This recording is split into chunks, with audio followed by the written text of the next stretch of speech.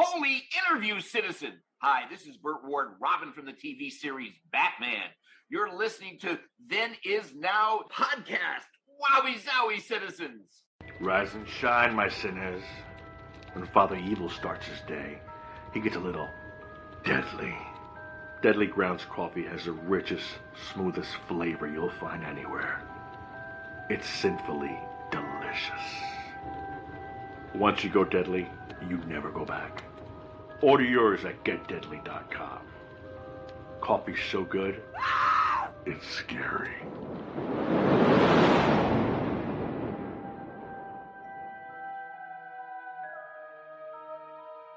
Hi, this is Rigor, host of Then Is Now podcast and The East Meets the West. I just wanted to say thank you to all of our Patreon subscribers. We appreciate your support as we grow the audience for our shows.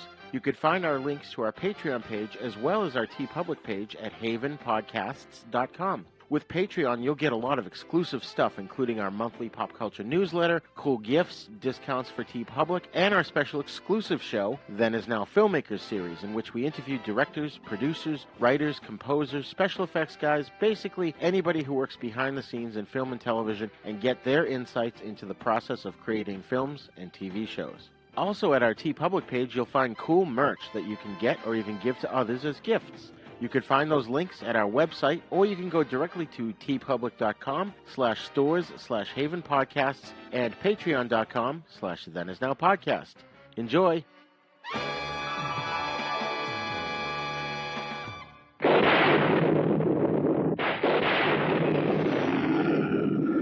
What kind of a sick school is this? Uh-oh, Dongo!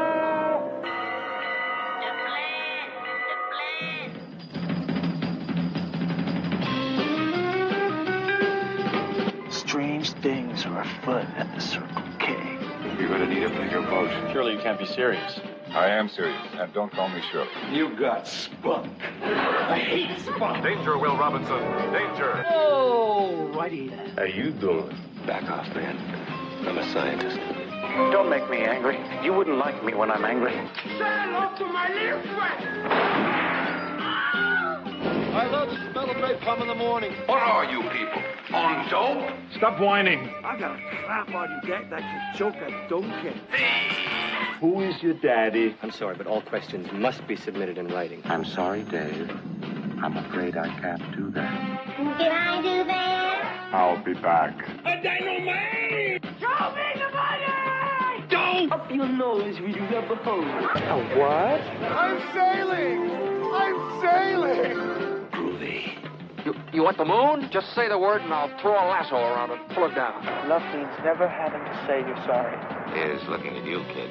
We got no food. We got no jobs. Our pets' heads are falling off. Come to the coast and get together, have a few laughs. Hear that, Elizabeth? I'm coming to join you, honey. I'm not a doctor, but I play one on TV. I love it when a plan comes together. What we do is if we need that extra push over the cliff, you know what we do? Put it up to 11. 11, exactly. One louder. Why don't you just make 10 louder and make 10 be the top number and make that a little louder? These go to 11. We're on a mission from God.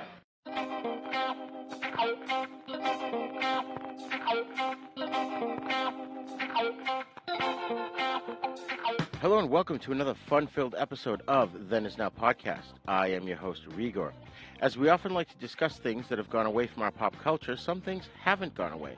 Things like breakfast cereals and collectibles are still in full force. You know, back in the day, Saturday mornings used to be special because before we had 24-hour cartoon channels, we could only get our new cartoons on Saturday mornings on one of the three networks that we had. With the advent of cable and satellite TV, cartoons and even early morning comedies or scary films would be shown all over the dial on emerging 24/7 niche channels, and Saturday mornings stopped being special. Well, that's all over. Folks, Saturday mornings are special again because on today's show we have a fun guest who runs a podcast in which they not only discuss breakfast cereals and collectibles, but also all sorts of pop culture, and he does it on Saturday mornings. He's helping to keep alive a lot of pop culture that's disappearing, and so it's great to make a connection with a like-minded person. So please grab a bowl of your favorite cereal, sit back, and enjoy this amazing crossover episode. Class is in session. I have a bad feeling about this. How could I possibly be expected to handle school on a day like this? Hey, you in my class? I am today. I think you should consider transferring to shop class. Woo-hoo! Now, very few students are severely injured in shop class. Bueller. When you were in school, Bueller. did you ever cut class? Bueller. Yeah, I guess I did. Sure, most kids cut classes. Good. Sign this. He's sick. I get so lonely when I hear that third attendance bell ring and all my kids are not here. 7 years of college down the drain. Fat, drunk, and stupid is no way to go through life, son. You lack discipline. As long as I'm here, there will be no grades or gold stars or demerits. We're going to have recess all the time. Woo! Go, play, and have fun now.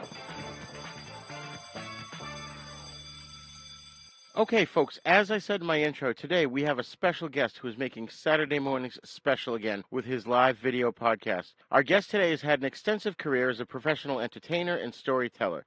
In 2020, he made a pivot from live entertainment on stage to a focus on podcasting and writing. As a podcast host, producer, and director, he directed and hosted over 117 consecutive episodes of Tales from the Geek on Comics Price Guide, and over 130 consecutive episodes of Comicstravaganza on Graphic Policy. He's also the producer and host of the Diesel Punk podcast for 10 years, and his newest podcast project is called Back of the Cereal Box. He's the author of 4 books on magic, including the industry bestseller Theatrical Magic. His first novella, Night Reich, is published by Seventh Star Press, and his original comic series, The League of Impossibilists, will be available in digital and in print format in the summer of 2021. And should I also mention that he is a Harley Quinn cosplayer.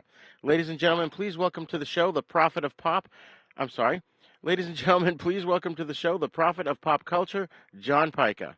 Hey there, friends and foes. Good morning, good afternoon, good evening, whatever it may be, wherever you may be. My name is John Pyka. I am the prophet of pop culture, but you can call me Johnny. Awesome. We're so glad to have you on the show here, John. I am thrilled to be here, Roger. We had such a great time with you on our Saturday morning show that I expect nothing less than fun times and frivolity on this show. Excellent. I had planned a soft shoe act, but then I realized it was audio, so there was no point in that. T for two and two for T. So, John, tell us how you got into entertaining. So I was 8 years old, and I was, I guess I was 7 years old, 1977, opening night of the movie Star Wars. And I went and saw it on a Friday night, spending the night with my buddy in school, Jim Pepper. And when Darth Vader stepped through that door in Star Wars, raiding the Rebel frigate, I pointed to the screen and said, I want to do that, and said it out loud. It was audible. And I didn't know exactly what that was, but it is kind of what informed me. I knew I wanted to be some kind of entertainer, storyteller, actor, what have you, and I did all of it. And along the way, I was also into comic books and art, and they all just kind of went hand in hand. And, throughout the years, it was separate disciplines. But then in 1999, I fused everything together.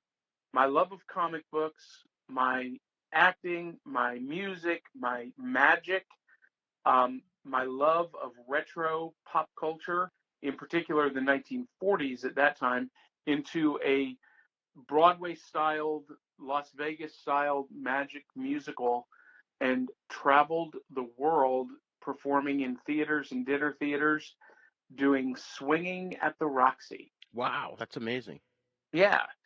And, along the way, I had people helping me along the way. A high school teacher, John Hayward, who was like the first teacher who saw me not as the weird loner kid, but as a kid who had some talent that could be fostered and, refined, and gave me my first opportunities. And then, I had some incredible mentors and teachers and life lessons in college. And so coming out of college, I didn't want to do the audition thing where you go to an audition and you hope they like you, and you wait around for them to call you, and you either get the part or you don't and go on to the next one. Right. I just thought that was for the birds. And so I created my own product, my own show, my own characters, my own story. And I marketed that to theaters and dinner theaters and Las Vegas venues, and pretty much made my own way. Nice, nice. And how'd you segue from that into podcasting? Well, so the character I was playing, Big Daddy Cool, was, he was a 1940s swing hipster time traveler. And one day, we're at rehearsal, and this friend of mine had talked to me about steampunk. It's like, are you into steampunk? You should really look at that. And I was like, well, no, not really. Well, so it was a two-part process. In 2005, doing a tour of Swinging at the Roxy, I injured my back pretty severely, and couldn't perform for almost 2 years. And during that time, I was rehabbing, and I was participating in an online forum called Magic Talk, and it was the largest old school online forum for magic. And I was writing these essays on character development and script writing and whatnot based on the experience I had doing this musical. And I wrote a book called Theatrical Magic, which became an industry bestseller. But what happened after that was I kept getting emails from people who had read the book asking me for more information. Well, how do you do this? How do you do that? What does this mean? And, and I couldn't answer all of the emails. And a friend of mine said, why don't you just do a podcast? Podcast? I didn't know what a podcast was, but he had just started doing a podcast, and it today is ranked by several leaders in the industry as one of the top 10 podcasts in the industry. It's the Rebel Force Radio podcast. They've got over 2 million listeners per episode worldwide. Wow. And this is back in 2005. And podcasting was very different. The reason they call it podcasting, a lot of people don't know this, is because you downloaded them to your iPod. Oh, right. Okay. Yeah. So that's where the term came from. And back then, that was the only source to get podcasts, was from iTunes, downloaded to your iPod. And back then, people paid 99 cents per episode. So it was actually really good if you were able to grow a big audience really fast. Right. But I started the Theatrical Magic podcast to answer questions about my book that I couldn't answer in email. And that podcast is still out there in the ether. It never goes away. Right. But it has kind of a limited run. And then, about a couple of years later, after I'd done rehab, 2008, we're getting ready to go back out on the road with Swinging at the Roxy. We're in rehearsal, and a friend of mine in the show had said, have you heard of steampunk? Are you into steampunk? You should look at steampunk. And I'm like, I don't know. I'm not really into steampunk. That's not my thing. And so I started looking around the internet thinking, okay, what would they have for me? Someone who's into the 30s and 40s and, sci-fi and mashup of genres. And I said, what would I call that? I'd call that noir punk. So I started searching for that phrase, but instead I found the word diesel punk. And turns out diesel punk was exactly what the character and the world of Big Daddy Cool and the Bombshell Kittens and Swinging at the Roxy was all about. It's a mashup of the art style and aesthetics of the 1920s through the 1950s, mashed up with sci-fi and alt tech or alt history, and with a healthy dose of pushing against the common culture, counterculturalism. a healthy dose of celebration of the anti-hero, or just that kind of punk sensibility. Yeah. And I was like, holy cow! And there's a whole community. I'm like, holy cow! There's diesel punk, and there's a community. And so I started looking for diesel punk podcasts, and there were none. There was a steampunk podcast that talked about diesel punk on one episode, but there were no dedicated diesel punk podcasts. And so, as kind of an extension of what I was already doing on stage, I started the Diesel Punk podcast with one of the guys who is recognized as one of the founding fathers of the genre.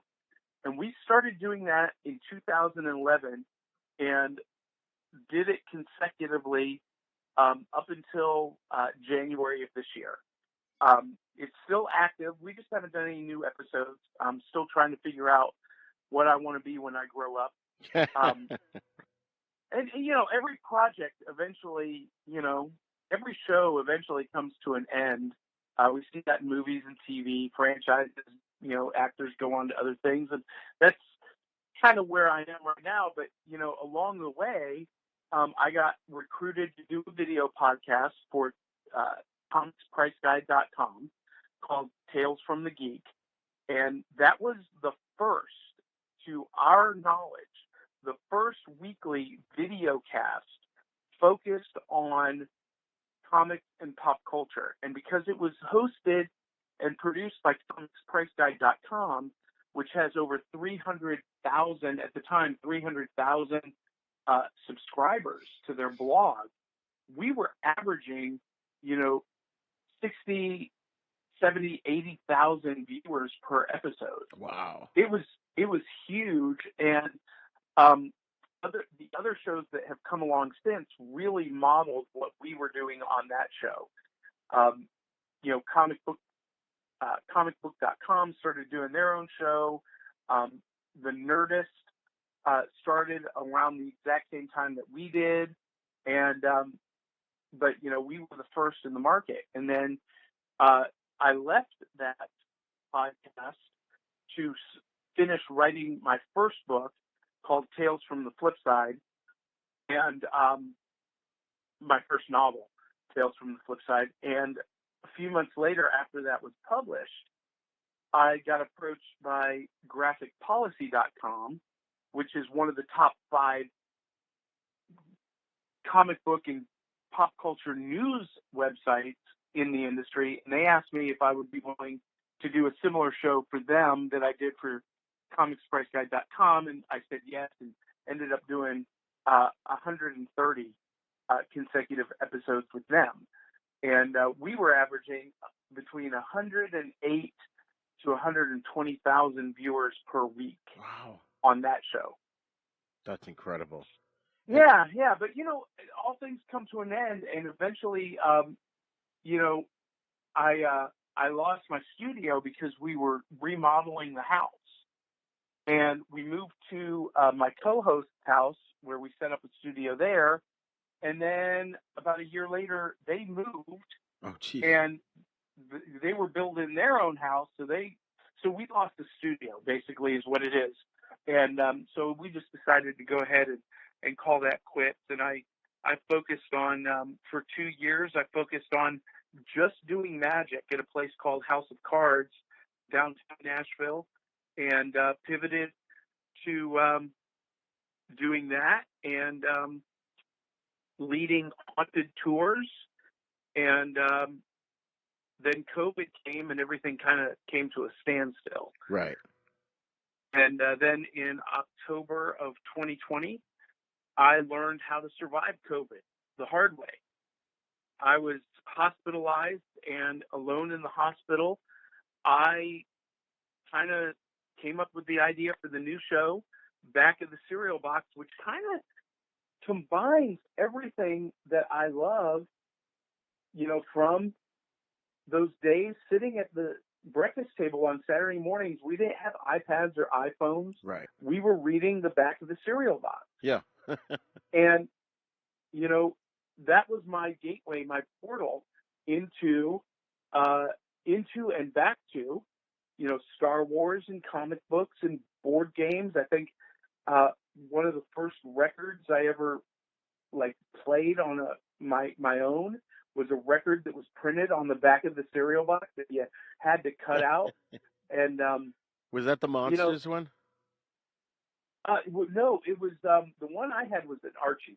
Oh, okay. But they did Munsters, they did Jackson 5, Archies. There were there were just all kinds of them. And you would have DC and Marvel comics printed on the back of the cereal boxes. Yep. You would have exclusive toys, Hot Wheels, and all of that. And so my new show, Back of the Cereal Box, is a celebration of all of that and kind of recapturing it. And really, I was sick of all of the negativity and toxicity in the world. And, being in the hospital nearly dying, I was just like, you know what? I don't think I care about any of that stuff anymore. I'm going to recapture the fun of my youth. And I'm going to bring some friends along for the ride. And that's what we do. Every Saturday morning, we get together in the virtual rec room, sit down with big bowls of cereal in our pajamas, and just have fun talking about the stuff we love. Yeah, that was awesome being on your show, doing all that stuff. That was so much fun. So, in terms of the Back of the Cereal Box, do you have both an audio and video cast, or is the audio just audio from the videos? Okay, so originally we started out just publishing the audio from the videos on Apple Podcasts and Spotify and iHeartRadio, but I felt like, so many people listen to YouTube and Facebook in the background. They may not watch the video, but they listen to it. I felt like, that content was available for them to listen to, and I wanted to do something different with the audio version. So the audio podcast is different content, and it is Saturday matinee movie reviews. We dig into our library of Blu-rays and DVDs and do a new review, a fresh review on an older movie, and help people maybe find their new favorite movie or rediscover it. And so it's different content. And then we do different content on Instagram. We do morning mini bites on Instagram. So there's different kind of content, but it's all branded as Back of the Cereal Box on all of our different platforms. Nice. That's awesome, dude. Yeah, I've been listening to the audio podcast, and I've caught some of the video ones as well, and I just really have fun in watching them. They're so, especially you and I think are pretty much the same age, so I can just totally relate to a lot of what you're talking about. Yeah, and we avoid politics, we avoid social justice issues, we avoid religious topics because I want to avoid any type of negativity, toxicity, or controversy. And, a lot of people criticize me saying, well, that's just boring.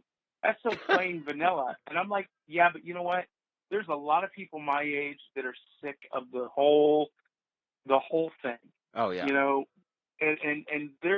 I'm going to create a space where they can recapture the fun of their youth without the negativity of adulthood. Yeah, exactly. I agree with that. And in fact, I do that for both my shows. Is no politics, no religion, no social justice, like you said. And my thing too is I don't want to piss off a faction of potential listeners. So if I'm talking one side or the other of the political aisle, I'm going to piss off the opposite side, and then they're not going to listen. Yeah,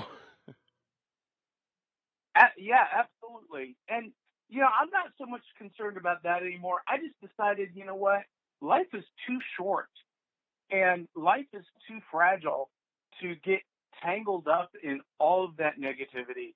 Just let's celebrate everything that we have in common and let's have fun with that. Exactly. In one of your shows, you talked about toxic fandom. And, I don't want to get too deep into that, but can you just tell our audience what toxic fandom is? Yeah, so toxic fandom is basically what I term as everything is awesome and nobody's happy about it.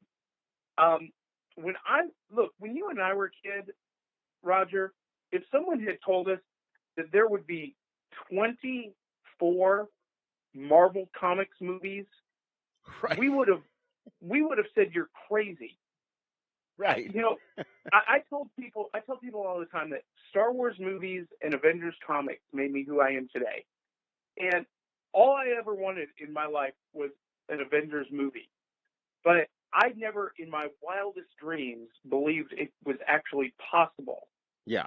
And today it has never, ever, ever been better to be a fan of comics and sci-fi, and the absolute volume of content that we are getting right now would never have happened when I was a kid. We had Star Wars movies, we had Battlestar Galactica, yep, and Star Trek on TV, Greatest American Hero, and that was it. Yeah. And the Superman movies, but you know, it was compared to where we are today. It was a very small amount of content, and you know, 1989 comes along, and you know, Batman hits theaters, and it's, you know, kind of a new renaissance. It started getting everyone thinking about the commercial viability of these superhero movies, and but it wasn't until 2008 that it became mega blockbuster money making.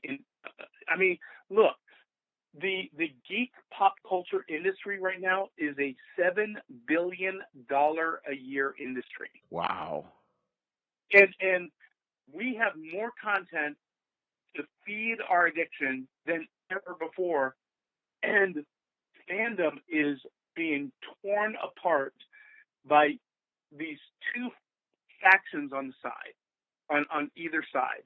You've got on one side the what I call toxic woke social justice warriors, and on the other side you have these basement dwelling, misogynistic, mouth breather, hot pocket eating, living in their parents' basement, never kissed a girl, neckbeard fanboys who hate everything that has anything to do with people of color or strong women or inclusion. They're like, there's no room for the white man anymore. They're pushing us out. And on the other side, you know, the what I call toxic woke social justice warriors, they're the other way around. They're like, you know, unless it's, you know, racially diverse, and unless it is pushing a sexual agenda or, you know, an LGBTQ agenda. Yeah. You know, that it's not worth anything either. And, you know, everything is about race and about gender identity. And the two sides hate each other. And there are people in the middle like me who I'm just like, just tell me a good story. Right. I don't care about your politics. I don't care about your race or your gender. I just want a good story. I just want to have fun.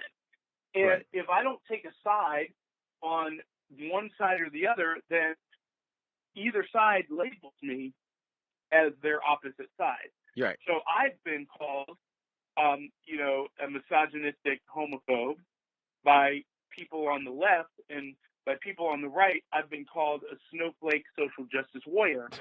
And because I refuse to take a side either way, I'm right in the middle. I'm like, just let me have a good story. Yeah. And you know, where it all kind of came to a head in recent years is over, you know, the Star Wars sequels.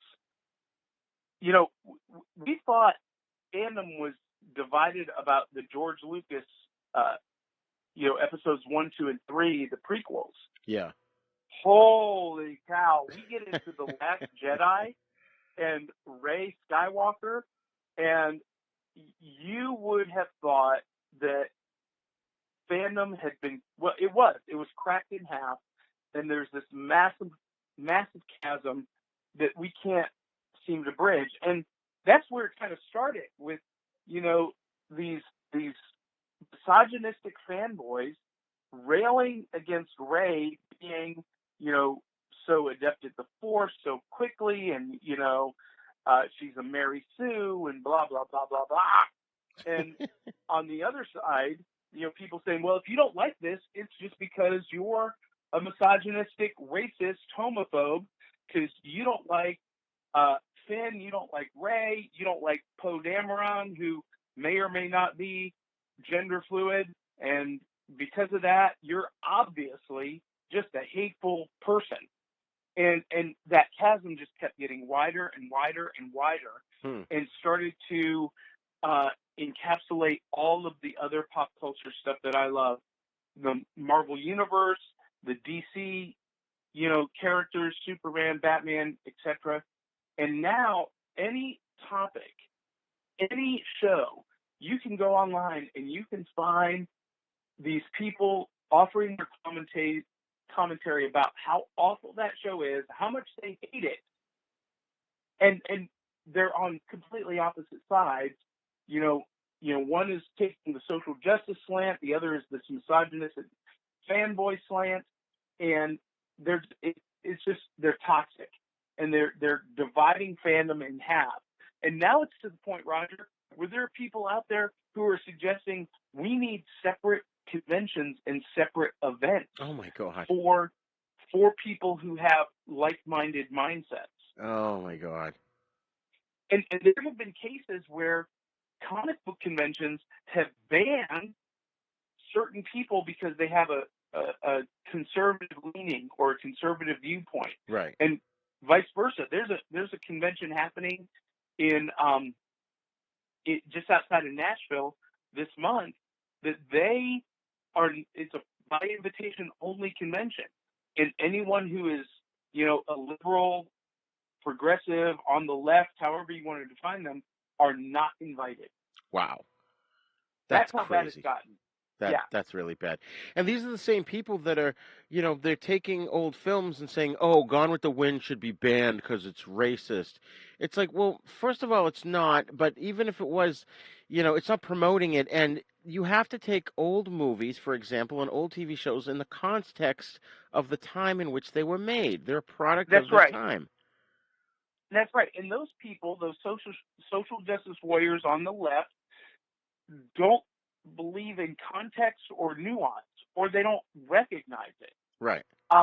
Historical context is incredibly important, especially when it comes to art and literature. Yeah. Things that, look, All in the Family is one of the greatest TV shows of all time. Right. It would never get made today. Oh, no.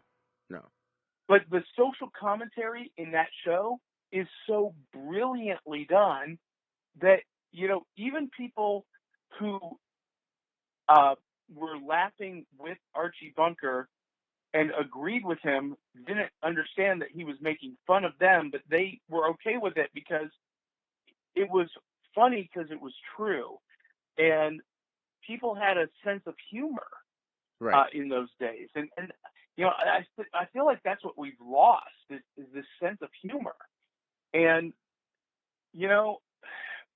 on the other side, people are like, they want to get, just create a homogenous one race society. Well, that's probably going to happen anyway. Right. I mean, that's called adaptation and evolution. Right. 2,000 years from now, humanity is probably going to be a very homogenous society. Everyone will be gloriously bronze, caramel colored, and I long for those days. I hate going out in the sun and getting sunburned in 5 minutes. I could go for some more melanin in my skin, but anyway, it's crazy how fearful people have become and how divisive they've come, over something so silly. and something that should be fun and uniting. Right. Right. And that's the thing, these things that movies, TV shows, comics, novels, what have you, they shouldn't be quota based. You shouldn't have X amount of this race and X amount of that race and X amount of this gender or whatever their proclivities are.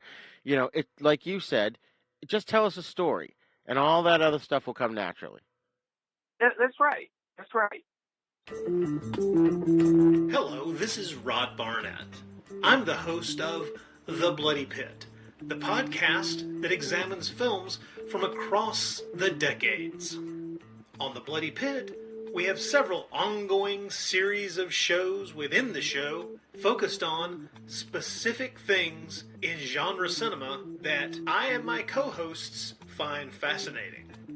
There's a long-running series focused on Italian maestro Antonio Margheriti's films from the 1960s all the way up through 1990. There's an on-again, off-again series focused on 1970s science fiction films. There's an in-depth look at the Western movies that William Castle made before he struck out on his own and became the horror auteur that we know and love. A look at the classic Coffin Joe films from Brazil. And our long-term project to look at every Universal horror film made in the 1940s. That's a long project, people. It's going to take us a long time. Sprinkled in amongst those are various other episodes focused on other stranger areas of cinema, like Lucio Fulci, Dario Argento, and even some obscure British crime films from time to time.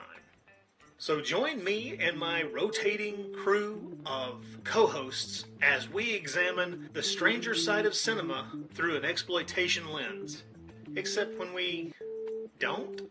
Yeah, you never really know exactly what to expect on The Bloody Pit. So join me for The Bloody Pit.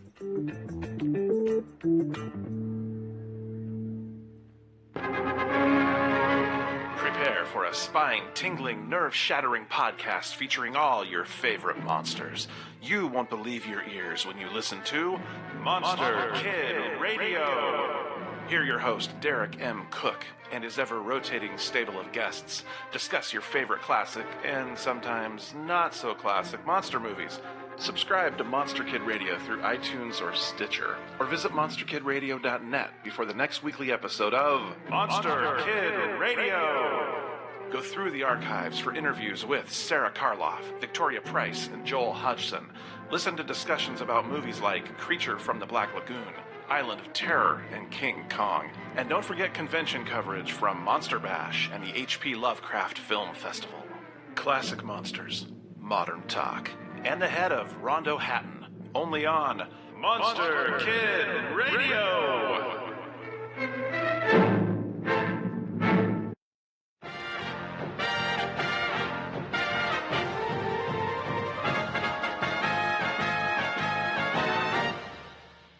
Shark Bites Podcast. It's the greatest show in history.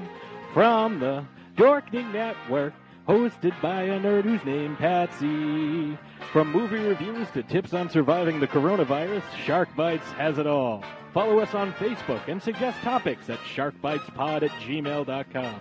Available on iTunes, Stitcher, Spotify, and wherever you get your favorite podcasts. Are you a lifelong fan of General Hospital? Are you a new fan who wants to know more about the history of the show? Do you enjoy talking about the show with others? Do you find yourself yelling at the TV? Is your self-care an hour a day in Port Charles? If so, we invite you to join hosts Amanda Kimmel and Shannon Coach at the place where all the hidden conversations take place and secrets are revealed. Meet us at Pier 54, a General Hospital fan podcast. All right, so, I really wanted to just touch base with you about that because I know my audience hasn't heard of that, at least from my show, and I wanted to just kind of put that out there and make people aware that there are people who are actively, they're trying to get rid of these old movies and TV shows. The big thing about Archie Bunker was when you watched it, yeah, he was funny and everything, but he was trying to give you an example of how not to behave. And people were interpreting it as he was promoting that behavior, through the show. And that's just simply not the case. Yeah. And it is a shame that, like movies like Gone with the Wind and, Song of the South is a great example of, something that is culturally relevant to the time it was made. And, in the South at that time, that's the way life was. Right. And, it doesn't make it racist or, or evil or something to be banned. It's just something that we go, oh, okay, that's how it was then, and enjoy the good pieces of that, the music, the animation, the slice of life. Now people are talking about banning Mark Twain. Oh, yeah. And, the same people who were defending Mark Twain right. back in the 80s when conservatives were trying to get, Mark Twain pulled off the shelves because, it endorsed, juvenile delinquency. Right. Those people today are trying to get it banned from the shelves because of the slave character Jim, and the derogatory term that was used to describe him, his nickname, which was, it's culturally relevant to the time it was written. Right. It wasn't an insult. It wasn't a slur. It was just the way it was. Anyway. Right. Off my soapbox. No, I totally value your opinion on that. And in terms of talking about things, not things that are being taken away from our pop culture by, by these people who are, on one side or the other for whatever reason. There are things that simply through attrition have disappeared from our pop culture. And one of the obvious things that I like to use as an example is Fonzie and Happy Days. Kids today have no idea. They have no clue what Happy Days is, who Fonzie is, how all that stuff came about. And it was such a huge part of our pop culture, so ingrained for so many decades that it literally boggles my mind that there are kids who don't know who Fonzie is. And, I think that these things need to be talked about. What stuff do you feel is disappearing from our pop culture? So, it's interesting. I talk to people. Okay, so I talked with a podcast the other day about the Beverly Hillbillies. The Beverly Hillbillies TV show is flat out one of the best TV shows ever made. Yeah. Was that made by Desilu Studios or was that Andy Griffith's studio? It was. I don't think it was either. It was the guy that did Petticoat Junction and The Real McCoys, and that was the third show he did. It was sort of like a trilogy. Okay. Well, out of the three, Beverly Hillbillies for me was the best, the most entertaining, just consistently one of the best written shows on TV. Just fantastic. Well, we on this other podcast we were talking about an actor, Diedrich Bader, and how these 20-something-year-old kids knew him as the voice of Batman from the Lego movie. Oh, okay. And I'm like, oh, I know him as Jethro from the Beverly Hillbillies movie. And they're like, what? I'm like, okay, this movie was not that long ago. Right. Maybe 25 years ago. And you guys have never heard of this movie? And they had never heard of it. I'm like, how is this possible?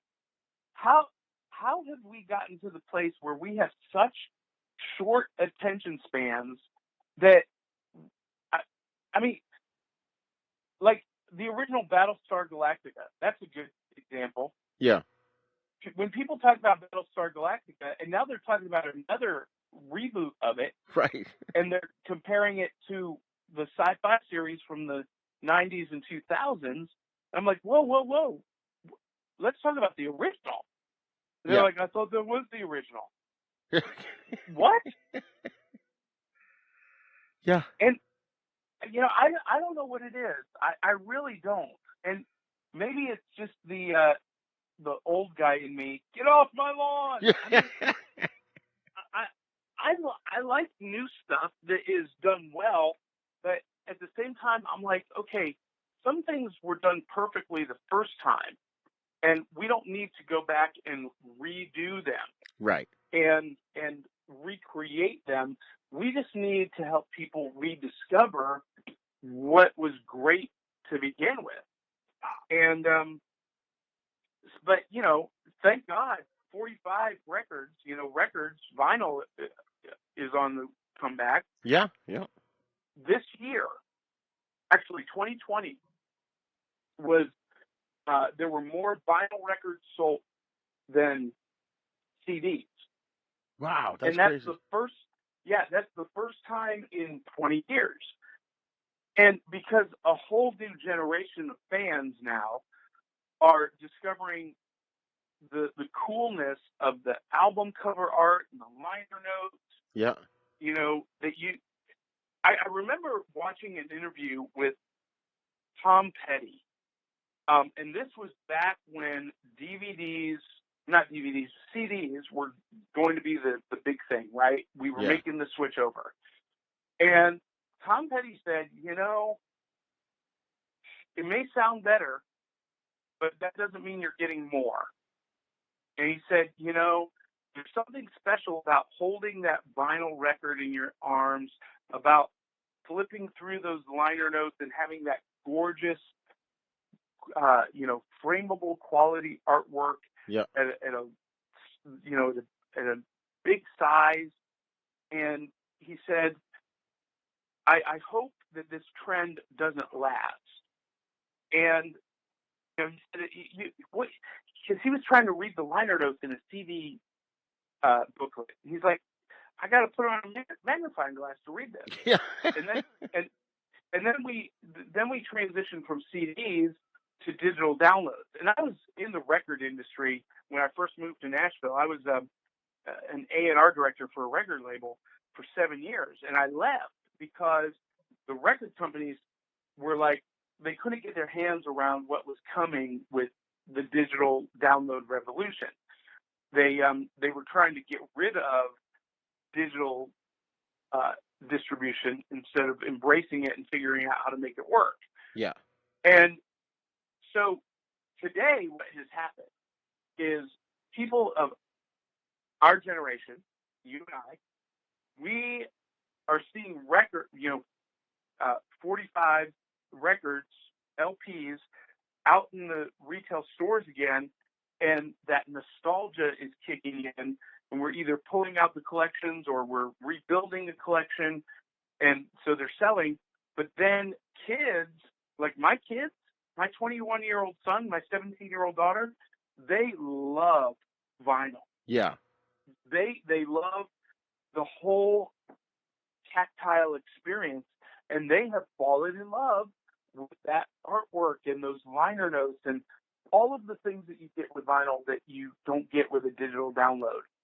And so we've built a massive vinyl collection in just the last 3 years. Nice. Because it's making such a huge comeback. And, I guess pop culture entertainment is somewhat cyclical, like fashion is.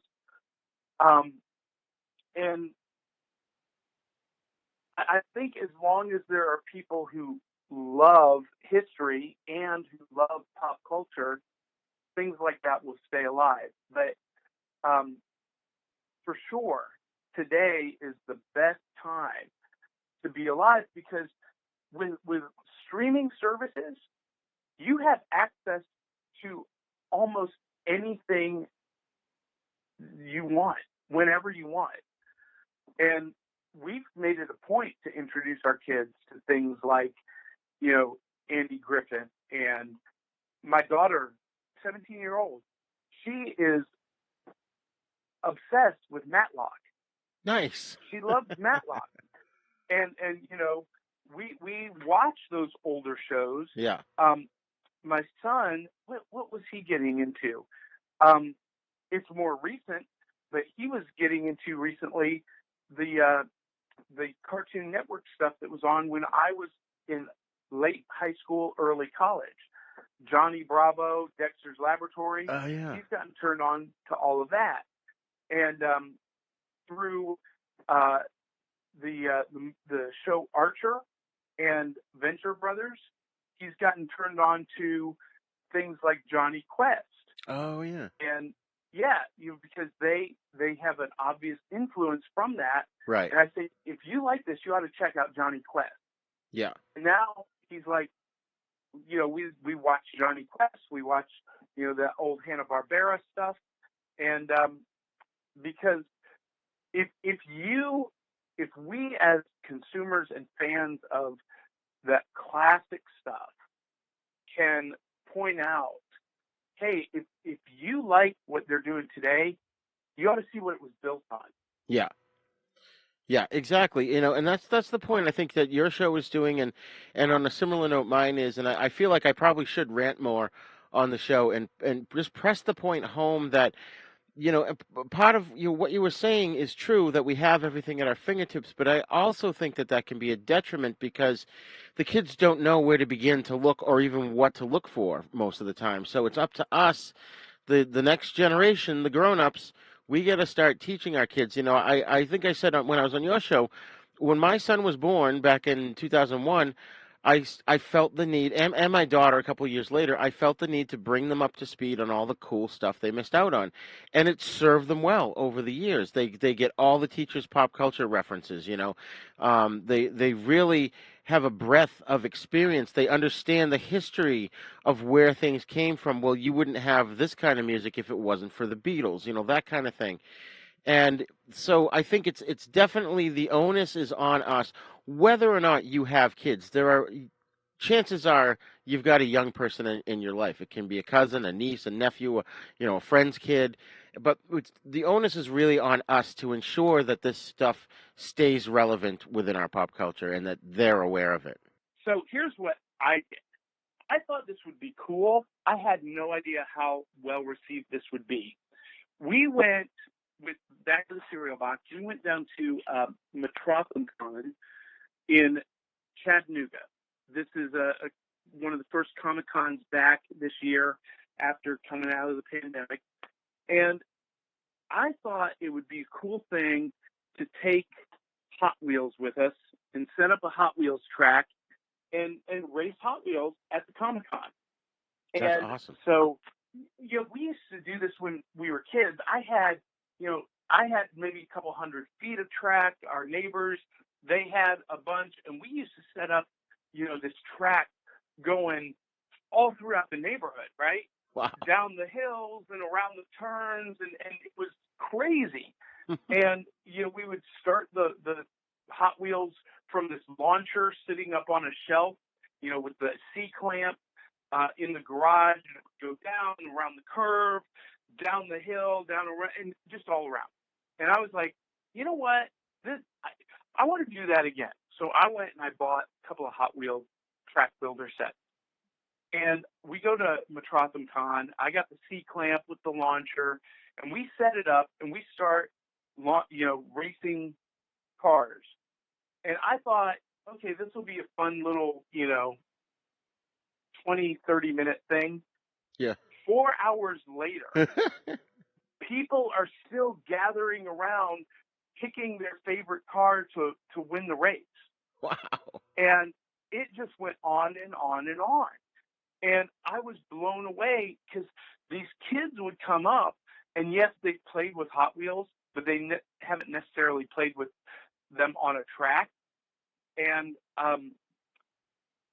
all of a sudden these kids are like seeing how cool this tactile experience is with the Hot Wheels. And now, I'm not saying I started a new trend, but I had to order those track builders online from a specialty shop. But now, just a few months later, I'm seeing them everywhere at Walmart and Target. And, they're carrying them again. And so we're going to be doing a Father's Day event here this afternoon. We're going to set up the track off of our front porch and race cars for the neighborhood. And I don't know if you've seen it, but you remember when we were kids, one of the hottest toys ever was the Evel Knievel stunt cycle. I was just thinking of that. and a company out of Germany, I think, started started. What is going on? Yeah, that's weird. My phone is making my stereo vibrate. Okay, I just take that down. So this company out of Germany released new editions of the Evel Knievel Stunt Cycle. Yeah. And we're gonna take this out today, and get the neighborhood around and let them experience how cool Evel Knievel was. Right. And it's a way that I feel like the more digital our entertainment becomes, the more demand there is for analog, tactile, interactive type entertainment. Absolutely. It's funny, speaking of the Evel Knievel, sorry, I didn't mean to cut you off there, but I just wanted to throw this out before I forgot. I had one of those, although it wasn't Evel Knievel, it was the Marauder from Team America, which, not the puppet movie from the guys that made South Park. It was Team America was a Marvel comic. And there was this character in all black called the Marauder who would show up every once in a while and save everybody's lives. And it was the same thing. You put the bike in, you put him on the bike, you put it into this device, and then you crank the device, and once you feel it's charged enough, you let it go, and the bike goes flying. Really? I don't think I ever knew that they made that. I remember the Team America comics. Those were like early, mid-'80s. Yeah. Where Marvel was doing some kind of weird stuff with, motorcycles and truck drivers. I don't know if you remember the comic series US1. US1, yeah, I remember that. Yeah, about the cybernetic truck driver with a 18-wheeler in space. Yeah. Fighting, and I mean, that was when they were doing wild stuff. But yeah, it's I funny. remember that. If you look it up on YouTube, there's a commercial for the Team America cycles, and I always remembered them because as a kid, even younger than when those came out, I used to listen to, when my parents had an 8-track player in the car, and I listened to like 2 8-tracks till the point where the magnetic particles were falling out. One was the Star Wars soundtrack, and the other was the Saturday Night Fever soundtrack. And the song "You Should Be Dancing," there's that instrumental bit in the middle of the song, and they use that in the commercial. And actually, it's funny that we're talking about it because I happened to look it up recently, and it's on YouTube. If you look up the Team America motorcycle commercial, you'll find it, and it's like Team America, and dun, dun, dun, dun, dun, dun, it's awesome. Now, Team America Marauder and his super stunt chopper join the Team America team. Together, they're ready to take on all your backyard adventures. And whether Team America Marauder rides alone or with another Team America bike, they're ready for your hill climbing, water splashing, trick riding, high jumping stunts. Team America Marauder and his super stunt chopper from Ideal. Team America sold separately. Well, what I love about this new edition of the Evel Knievel Stunt Cycle is you don't have to put any stickers on yourself. It all comes, because you remember that. That was always the worst. Yeah, they're crooked and then they fall off after a while. Yeah. The decals here are either pre-applied or painted on, so I love that. Nice. But it's exactly like that original Evel Knievel. It was basically the wireframe bendy figure. I'm looking forward to taking this out today and filming us playing with the Evel Knievel Stunt Cycle with the neighborhood. That's amazing. And I'm going to tell you right now, you are going to get a lot of views because my grandson's 4 and he loves to watch YouTube. Even though I try to steer him into, more classic things, he still will watch YouTube on occasion. And he watches these videos of people playing with Hot Wheels. And those guys got, sometimes hundreds of thousands, if not millions of views and likes and subscribers. It's crazy. Yeah, it is. It's sometimes I look at what my kids watch and I'm like, why are you watching this? But then I have to remember that there is a market for everything under the sun. Yeah. And, just be happy that they are, finding something that is their jam. Yeah. So I wanted to shift the conversation a little bit here and talk about Saturday mornings briefly. And because your show, you do it live on Saturday mornings, right? Yes. Yeah. And so, Saturdays, and I know you remember this, I don't have to tell this to you, but to the audience members who don't know, Saturday mornings used to be a real special thing because you'd get your bowl of cereal, you'd get in front of the TV, and you'd watch cartoons. Or some, Yes. there were some live action shows too that were really good, and I mean we can talk about some of those. But on Friday nights in September's, before the new season of cartoons would start, they would have a special.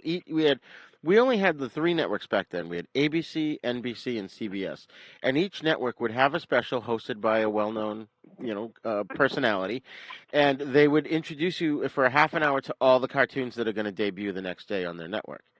And you must remember those, right? Yes, I do. I do. And I do remember that. And Saturday morning, yes, was incredibly special. Not just for the cartoons, but that's also when you had, pro wrestling. And in my neck of the woods on the independent channel 43, WUAB channel 43 out of Cleveland, Ohio, you had Superhost, who hosted, Universal monster movies or Godzilla movies or nice. Sometimes Kung Fu movies. And, so we'd watch the cartoons, then we'd watch wrestling, and then watch Superhost. And then by then, it was time to head down to the pool and and do the swimming thing. But that was our Saturday. And sometimes I think my kids miss out by not having that experience. Yeah, I agree. But that's part of what we try to bring back with Back of the Cereal Box is that specialness of Saturday morning. And for us on the show, it definitely is special on Saturday mornings again. Oh yeah, and in Boston, we used to have not only the cartoons and live action shows. Then at 12:30 on a Saturday afternoon, we had Creature Double Feature, and it didn't have a host per se. It was just an announcer, but they would show 2 horror films. I don't think they ever showed Universal ones there. Those were on other channels. But yeah, so that was the big thing. So you had a full plate on a Saturday, Yeah, absolutely. I mean, talking about those Friday night shows, I remember seeing one, and it had to be. I'm trying to think when Star Blazers was on. That was around 77. But around that time, I'm going to say 76. I want to say 74, but I could be wrong. But they had one of the shows. They showed a preview of Battle of the Planets, if you remember that cartoon. Listen, Battle of the Planets was one of my all-time favorite shows ever. Yeah, same here. And I used to rush home from school to see that. Yeah. Now, did your interest in that go deeper? It's like we used to have in a town that was probably about a half an hour away, they had this store called Mr. Big's Toyland, and they would sell all the die-cast figures from Force 5 and Star Blazers and Battle of the Planets and stuff, and they were so awesome, and I could barely afford any of them, but I just loved to go and window shop and talk to the guy there, and there was one dude there that was Japanese, and he would give us the history of all these back then we called them cartoons. Now they're called anime. Yeah. And, right. They were Japanese cartoons. And I learned all about how Battle of the Planets actually originally didn't have anything to do with outer space. It was called Science Ninja Team Gotchman. They didn't have cerebonic implants. All the Seven Zark 7 stuff was added in, which as a kid I always knew there was something off about that animation, especially when like Mark or Princess would show up and talk to him. Well, I didn't know when those shows were on that there was further resources. My local channel ran Battle of the Planets and Star Blazers. Yeah. But other stuff that I know was really popular back then, Speed Racer, Yep. Ultraman, stuff like that, I didn't have that. Right. I wasn't exposed to Speed Racer and Ultraman until I was an adult. And we we didn't have any stores near us that sold those action figures that you're talking about. Yeah. So I didn't even know that those existed until just this moment. Wow. Oh, yeah. But yeah.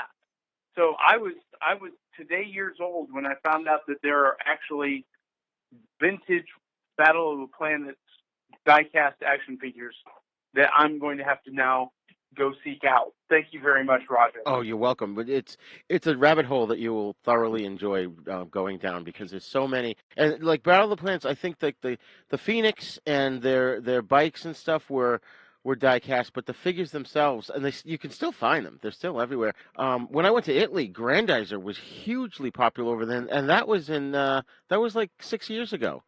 And their bookstores and toy shops, they have all kinds of Grandizer stuff over there. It's crazy. Well, Battle of the Planet, I never had the toys, but I did have a friend who had the Shogun Warriors. Now, I never got the Shogun Warrior figures myself, but I did have the Shogun Warriors Godzilla. Oh, nice. You're talking about the tall That ones? is one of, yes, like 14 inches tall. Godzilla had, this tongue of flame that came out, and this, for whatever reason, like the Shogun Warriors, had this claw that shot off across the room. And, yep, I remember that. Yeah, it was epic. It's still, in my opinion, one of the best toys ever made. That's awesome. Yeah, I have two. I still have two of the smaller die-cast Force 5 characters, for lack of a better word. One is Great Mazinger, and one is Dragon from the cartoon Starvengers. And those are awesome. I think like you could shoot the fists off and stuff, and I think I lost the fists on one of them, or at least I found them over the years and I put them somewhere, and so that I have them somewhere, but I'm not quite sure where they are. But there's so many toys that I've tried to keep over the years. But like I mentioned earlier, that Marauder from Team America, for some reason that just got away from me and it never survived. And a lot of my toys have survived to this day. I was I had very few of the Micronauts toys when I was a kid, but I loved them. And my buddy that I mentioned, Jimmy Pepper, that I went and saw Star Wars with, he had all of them. It's funny because Baron Karza has a very strong resemblance to Darth Vader. Oh, yeah. And I think it's kind of this independent inspiration. But I recently was at a toy store here in Nashville called Replay Toys, and they had an Acroyer figure loose, not even in the box. Oh my God! For $300. Wow. Those Micronaut figures have, gone up in price and value at an unbelievable rate. That's crazy. And of course, like we were talking a moment ago, kids today, they don't know what that is. They're like, Micronaut? What are Micronauts? Right. And then I'm like, okay, we need to go down a rabbit hole, and you need to read the classic Marvel Comics illustrated by Michael Golden, right, to have an appreciation for just how awesome my childhood really was. I still have my Force Commander and Oberon in my display cabinet, and I think I have most of Biotron somewhere in one of my storage bins. That's fantastic. Yeah, I wish I had held on to a lot of stuff I had as a kid. And I had a younger brother that was very mean and troubled, and he liked to light things on fire. Oh, no. Yeah, and so most of I had all of the Migos. That was my thing. Oh, wow. The 7-inch fully clothed figures, yep, which have made a huge comeback again. Yep. You can get some. As a matter of fact, I got a Mego Rocketeer at Target 2 months ago. Oh, nice. That I'm so excited that Mego did Rocketeer. That's awesome. I just picked up a Creature from the Black Lagoon one recently. Yeah. So, but I had all of them when I was a kid. All of the the world's greatest superheroes. I had the full Planet of the Apes line, all of the Star Trek figures. And one by one, they either slowly vanished from, just overplay and breaking and whatnot, or being melted down. And in some cases, I think my little brother gave them away. But there was this, I got so mad at my dad. I'm in high school, and I go to this, our back room, where I had boxes and boxes of Star Wars and Migos and whatnot in storage. Yeah. And they were all gone.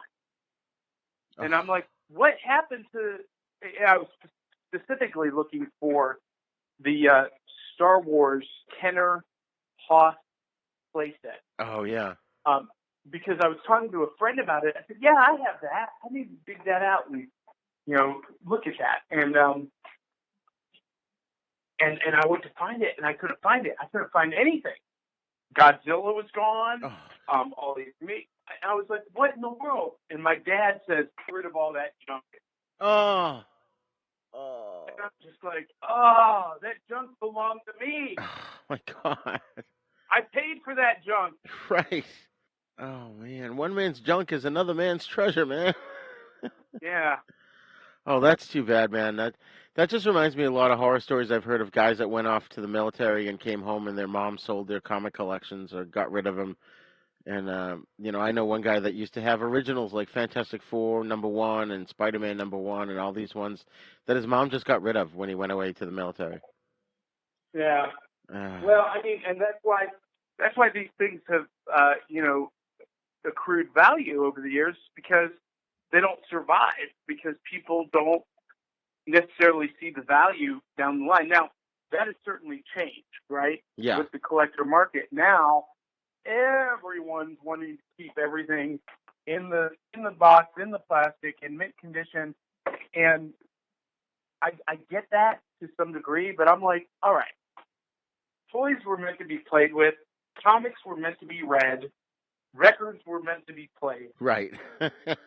So I keep mine out of the box. I have all of my new stuff that I've gotten, and I've gotten into Marvel Legends figures and Star Wars Black figures. I've got them all out of the box and on display. Nice. On stands on my shelf. That's great. Not all of them. I mean, there's some that are still in packages only because I ran out of stands. Yeah. But they're in queue. And, yes, the comics that I buy, I read them all, and they're in a box. They're in the long boxes, but I'm not obsessed with acid-free backing boards. And, because I know, look, if I, and I don't want to say don't take care of these things, but if I just let them naturally age the way they were intended to, that actually is contributing to some of these things becoming more valuable 40 years from now. Oh, there you go. Yeah. Yeah. I do my part. Yeah. My biggest regret in terms of when you were talking about your brother destroying your toys was I had a land speeder from Star Wars that I destroyed with firecrackers. I guess I went through this phase in my late teens where my buddy of mine and I had firecrackers, and we just destroyed everything in sight. So I destroyed my land speeder. I destroyed my Darth Vader TIE fighter, which I'm still kicking myself over.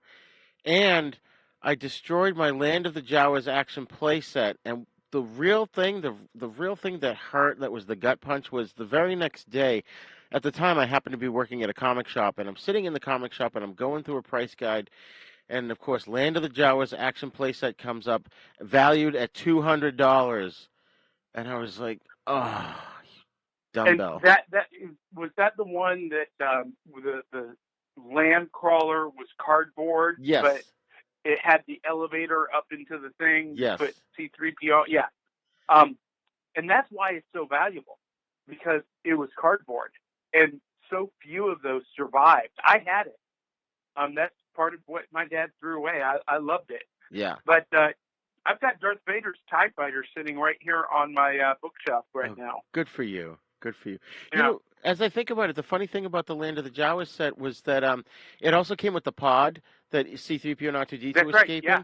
And Yeah. there was something in the instructions that if you didn't get it, if for whatever reason it wasn't in the box, mail away here and we'll send you another one. And I did get it, but I mailed away anyways, and I got a second one. Really? Yeah. I didn't remember that. Yeah, that's why I have two of them. Now, I will tell you what did survive. And the only reason it survived was because I had it in a separate case, in a different place. My mom bought me the Star Wars Early Bird Special figures. Okay. And I had them set aside in a special collector case that, for whatever reason, never got touched. And so I've got all of those original 6 or 9 figures that were in that first wave of the Early Bird Special. Nice. And they are in mint condition. They're obviously, they didn't come in a box. They come on the blister cards. They came in these little, white boxes. Just now, the backdrop and the stand that they came with, that's long gone. But I do have the figures. They are in mint condition, and they are in a very special collector's case that is in a very special place in my my collectibles room, my office. Very nice. Very nice. That's so cool. Yeah, and did you take advantage of the fact when Toys R Us was going out of business that everything was going on sale? Oh, yes, I did. Yeah, same here. Yeah. I got a Marvel Legends set. This is and I'm looking at it right now. It's it was a set of all female characters. Oh, yeah. She-Hulk, Monica Rambeau, Captain Marvel, Elsa Bloodstone, Lady Loki, and Sif. And it originally retailed for $125, and I got it for $25. That's awesome. Yeah. Yeah. I got a bunch. I got like a 12, it's either 12 or I think it's an 18-inch tall Lion-O from the Thundercats. An Iron Man with the old, it's more of a statue than an action figure, but it's the one where he's got my favorite suit of armor where it's got sort of the top of the mask is like a triangle pointing down. I don't know if yeah. Yeah. And just a bunch of stuff. I just grabbed everything I could. And there was some that I would wait to see if they would go down in price, but then there was a couple things, I forgot what they were, but I missed them because I waited and then I came back and it was gone. So then after a while, I just stopped waiting for the price to go down. I'm like, well, if I want it, I better take it now. Yeah, there was one set that I wish I had gotten, and I'm sure I could find it online. It was an exclusive, Toys R Us exclusive. It was Marvel Legends. I want to say it was a 3 3/4 inch 3-pack with the Sam Wilson Captain America from the comics, the latest version of the Vision, and one other character, and I can't remember who it was. And I kept looking at it, and I never bought it. And then, of course, it was gone.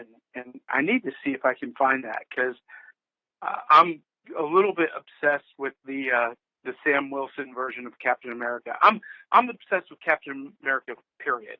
Yeah. So my 2 bookcases in my office, the top of one is all Captain America toys and merchandise, including a Captain America lunchbox. And I've got Captain America stuff from, 40 years ago through today. And then the other bookshelf is Star Wars. And particularly Darth Vader, but I don't have nearly as much Darth Vader stuff as I do Captain America. But so I've always been obsessed with Captain America, and I've got framed copies of Jack Kirby's Captain America hanging up, and a lot of Jack Kirby Captain America artwork throughout the room. I've got shields hanging up on the wall. Nice. And that's my thing. Captain America is my guy. That's awesome. Yeah, I love Cap. But I've become especially obsessed with the Sam Wilson version of Captain America. Yeah. When they did it in the comics. And see, that's a great example of this toxic fandom, right? Is that I thought that was a great evolution of Sam Wilson's character. Yeah. It was like an obvious evolution from graduating from being the Falcon, the sidekick, to taking up the mantle when Steve Rogers no longer could, because he had lost the super soldier serum. He had aged to over 90. He was no longer able to be Captain America. And so the obvious choice was the guy who was beside him for years. And I thought that was a great choice. I loved it. And you know, fandom was so split over it. Like, you know, you're ruining legacy characters. You're ruining my childhood. And I'm just like, oh, it's a progression. It's a character progression that makes sense. And so I love that they did that in the MCU. And, you know, again, I echo the same feeling I had when they did it in the comics, that it was a natural character arc progression for that character. And what a great way to pass a legacy to someone who was so deserving. And the good thing about the MCU is, you know, changes like that in the movies are permanent. Right. In comics, they waffle back and forth. And so they are going to bring him back as Captain America in the comics because the TV show was so successful. But, oh, wow. That's cool. Yeah. That's awesome. I think next month is where they launch the United States of Captain America. Cool. Oh, man. Well, John, I could talk to you for hours, but we are kind of running out of time here. So I do want to wrap things up. I still have a list of questions and topics that I want to get to. So I want you to I want to throw out an invite for you to come back on the show again sometime soon. Anytime, man. You just say the word. When you need someone to join you, just give me a call, and I'm happy to do it.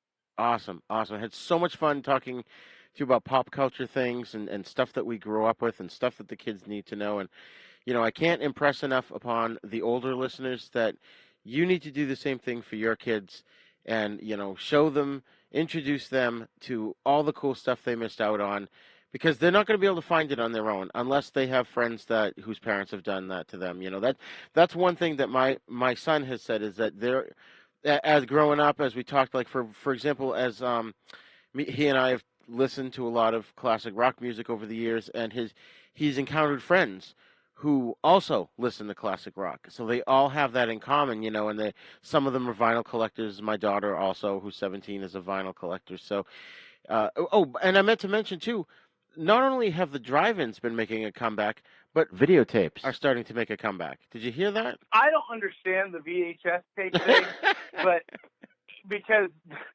the quality on those is awful, and they do deteriorate. It's right. Like cassette tapes. I'm like, I am not mourning the loss of VHS or cassette. But it is amazing to me to see some of the aftermarket prices on eBay for VHS. I'm like, what? Oh, yeah. What? Yeah. And my son is big into VHS for whatever reason. But I'll say this one last thing. And, drive-in movies. Yeah. Hello. I love the drive-in. Oh, yeah. I think that is the coolest thing.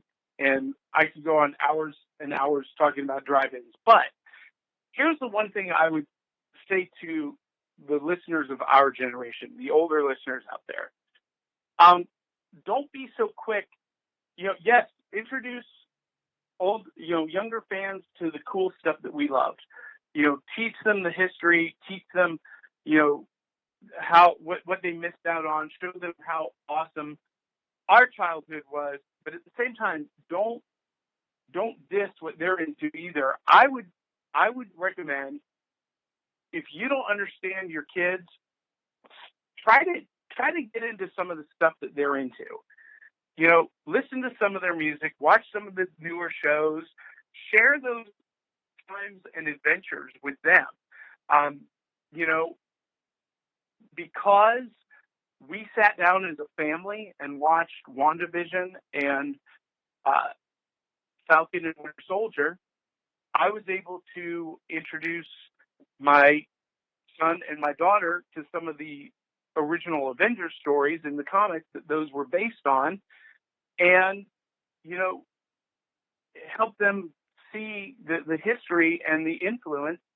But that would never have happened if, you know, I wasn't invested into what they were interested in today. Right. And so I would just, you know, tell our older listeners, don't tell kids, get off your lawn. Yeah. Go out and see what they're into, and you know, be a model and introduce them to the cool old school stuff, the OG stuff, in a very organic way. Exactly. Well, thanks a lot, John. Can you tell our listeners where they can find you online? Yeah, the best way to find me and to find everything I do is johnpyka.com, JOHNPYKA.com. That will take you to links to my books, Back of the Cereal Box, the comic series I have coming up with League of Impossibilists, and all of the other stuff that I'm involved in. Excellent. Yeah, we didn't even get a chance to touch on that. So we're definitely going to have you back on in the future, John. And hang in there and do a great job. You're doing a great job with your show, and spread the word, man. Appreciate it, brother. All right. Can't wait to hear this, and you have a great day, and we'll catch you on the flip side. You as well.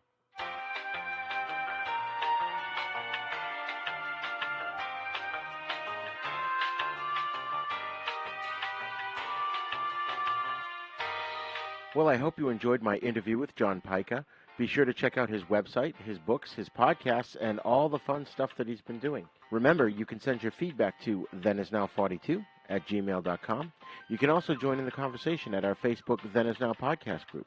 Then Is Now podcast is a proud member of the Dorkening Podcast Network, so please be sure to check out the other great shows there at thedorkening.com. You can also visit our website at havenpodcasts.com, where you'll find our sister show, The East Meets the West, in which we discuss Shaw Brothers films and spaghetti western movies. And you can find links to our TeePublic page and Patreon page, where you can get all kinds of fun stuff, including our exclusive filmmaker series available only on Patreon. And Then Is Now is on YouTube, so visit youtube.com/user/UncleDeath1 to get the latest videos as well as other fun videos. Please subscribe to our YouTube page and hit the little bell so that you can get notifications when we have new videos out. Also, share the video versions of our podcast and our other videos with your friends and get them to subscribe as well. Don't forget to go wherever you download your podcast from and leave us a great review so that more listeners can find us. You can find us on all the podcasting apps, especially the big three, iTunes, Spotify, and Stitcher. Class dismissed.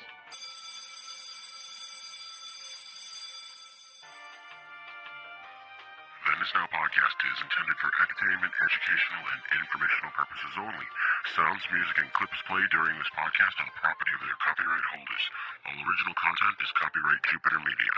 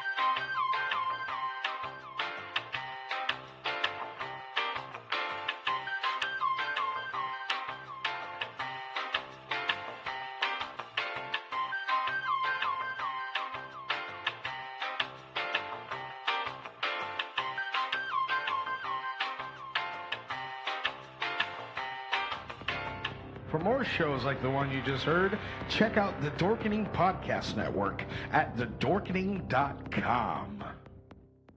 but the onus is really on us to ensure that this stuff stays relevant within our pop culture and that they're aware of it. Oh.